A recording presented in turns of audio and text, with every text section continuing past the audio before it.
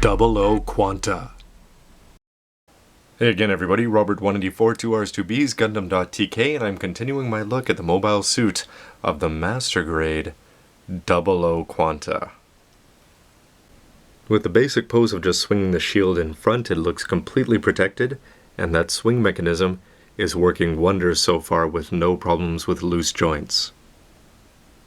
Sliding the shield forward is no problem, but as you try to slide it back, you'll notice that unlike the high grade, these white parts come up a little bit high, which means that they're going to bang into that assembly here and not be able to spin it back. Of course, you can defeat that by just bending it around somewhere here, but you're not going to be able to keep it over the shoulder and swing it back as much as you could with the high grade.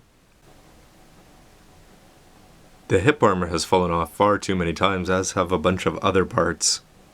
And other than the fact that the shoulder is always going to be dragging him back into the left, again, because of the freedom in the swivel mechanism, there's really not a lot of things that you're limited in what you can do by the fact that he's got that huge shield on.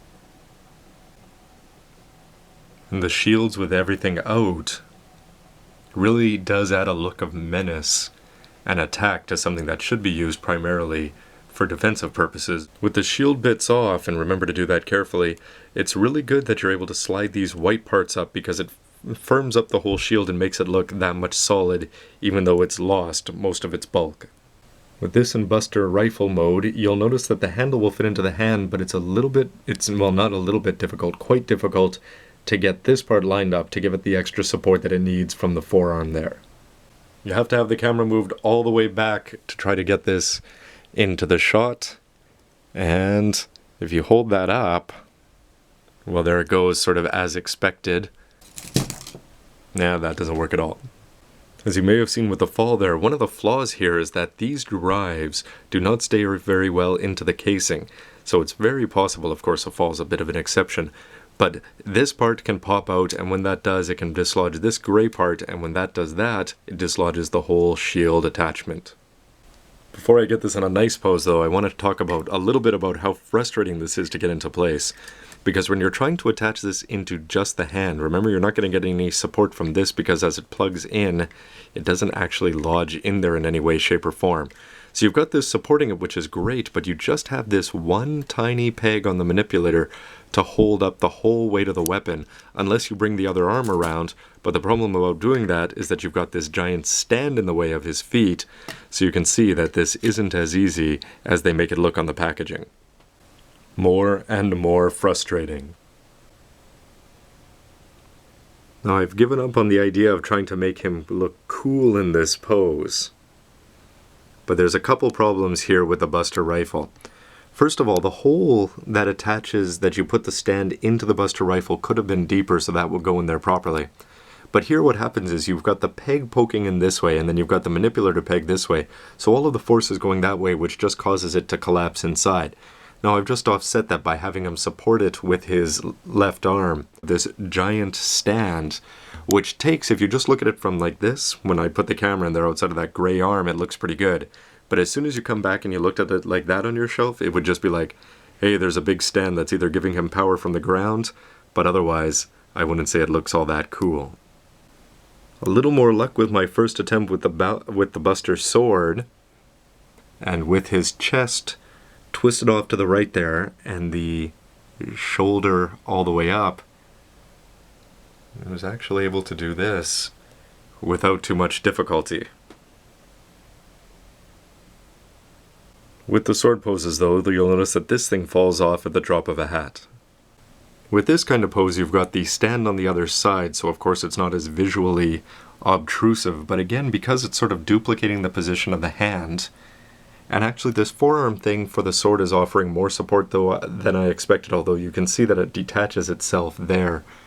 But because those two things are in the same position, it's not like the Master Grade Red frame where you sort of have two different points of holding everything in. You just seem to have one point in the same position. But then again, with a little bit of patience, you can get him here with that massive sword out. With the backpack attached and the light glowing in the engine there, you'll see that it comes through across pretty brightly through the lens of the camera, but in reality, I don't find it to be very bright, and I don't think that it's going to shine through on the shield. Through a series of bends, as outlined very clearly in the manual, you're able to swing this around to attach to the back. If you look straight through the back, you are able to make out the light on the inside, and those black, because it's a big black dot in the middle, you end up seeing them as a lot of little dots that end up looking like spread out pixels as you look right through there. So again, I'm going to probably take off that seal on the inside and see how bright that can be otherwise later. And though I complain about the lack of brightness, when you actually see this in person by yourself, you'll actually be impressed at how deep it seems that you can see inside the Gundam. With the twin drives that are working in the back, and remember you can swing that blue part more open, you're going to have to bring them forward to address some of the balance issues, but it looks like Setsuna's about to take a brave step into the future there. With the bits, of course, you can turn them into blades, and you could detach these two or just use them attached together, but again, I don't really want to go through the hassle of trying to pop these off and hoping that everything stays together when I do so. The bits themselves, if you want to use them as blades, fit into the hands very well. The manipulator is a bit solid putting it on, but again, that's going to help it stay in place. And you can pop the hands and the manipulators off very easily, rather than dealing with putting them on an already posed Gundam. With the variety of bits and the combinations that you can put the arms in, if you have just a little bit of imagination making poses, you can do all sorts of pretty cool looking things using those as weapons.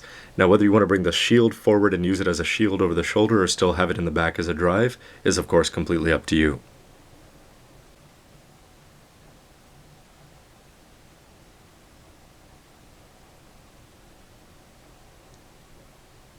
With the sword changed into rifle mode, you're going to notice that that's going to pop out of the forearm more often than not. And really, even though he's up here on an action base, and of course here you can use the feet and their posing ability both up and down to their full extent, still the weight of the shield is really going to swing his whole upper body off center. And of course, just the semi-Superman can come across as looking pretty sharp. That about wraps things up for the mobile suit section of the review. Don't forget to stay tuned. You'll notice that there was a lot of positives and a lot of negatives, and I'm sure that you have some of your own that you've seen, so why don't you let me know with a comment down below what you think of the video and the mobile suit itself, and stay tuned for my final verdict. As always, everybody, Robert184, thanks for watching. See you next time.